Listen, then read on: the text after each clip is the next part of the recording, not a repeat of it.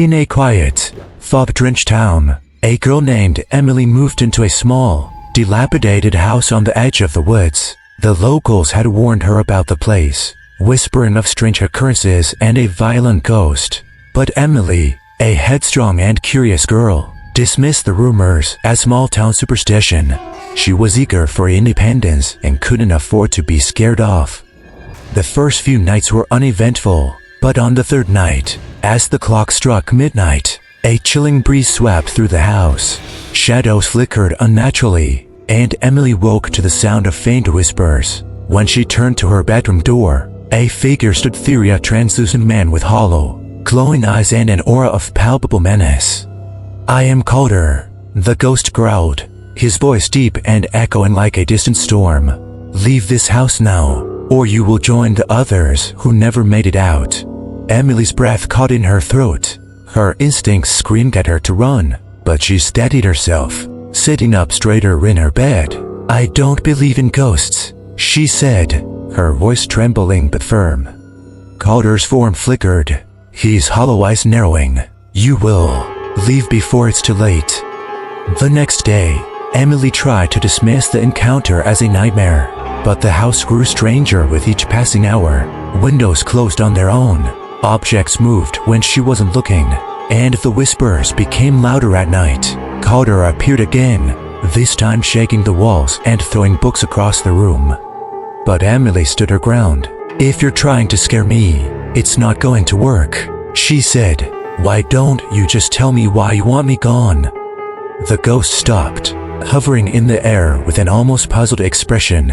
For a long moment, there was only silence. Then, Calder spoke. "You don't belong here," he said. "This house is cursed. A dark sorcerer bound me to this place to do his bidding. He uses me to lure the living, and when they stay too long, he takes their lives to fuel his power. You're next." Emily's skepticism wavered.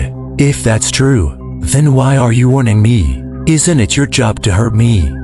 Calder hesitated, his form flickering between solid and shadowy. "I don't want to hurt you," he admitted. "I never wanted to hurt anyone. I've been trapped here for decades, forced to follow his will, but something about you is different. You're not afraid." Emily wasn't sure if that was entirely true, but she felt a strange pain of sympathy for the ghost. Over the next few nights, Calder and Emily began to talk. She learned that Calder had once been a kind-hearted man, a protector of the weak in his time. When the sorcerer had come to their town long ago, Calder had tried to stop him but was betrayed and killed, his soul bound to the house as a servant of evil. As their unlikely friendship grew, Calder confessed that he had spent years plotting to defy the sorcerer, but his ghostly form lacked the strength. Emily, however, was alive and capable of wielding a weapon the sorcerer feared, a silver pendant hidden in the house.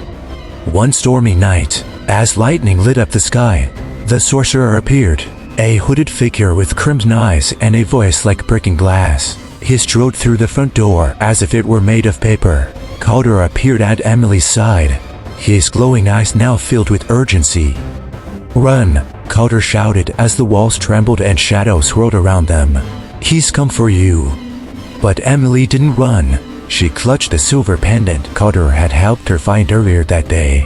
"Oh," she said, her voice steady despite the terror. "We fight him together." The sorcerer laughed, his voice cold and cruel. "You think you can defy me, little girl? Even my servant knows his place." Calder lunged at the sorcerer, his ghostly form colliding with the dark energy that surrounded the man. "Not anymore," he roared. "You've taken enough from me." Emily seized the moment. She held the pendant high, chanting the words Calder had taught her. A brilliant light erupted from the pendant, slicing through the shadows like a blade. The sorcerer screamed, his form disintegrating as the light consumed him. As the dust settled, the house grew quiet. Emily looked around, searching for Calder. He stood in the corner, his form now faint and flickering.